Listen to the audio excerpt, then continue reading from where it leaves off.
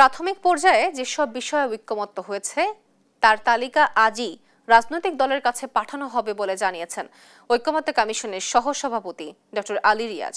বিকেলে foreign service একাডেমিতে রাজনৈতিক দলের সঙ্গে বৈঠকের আগে এ কথা জানান তিনি।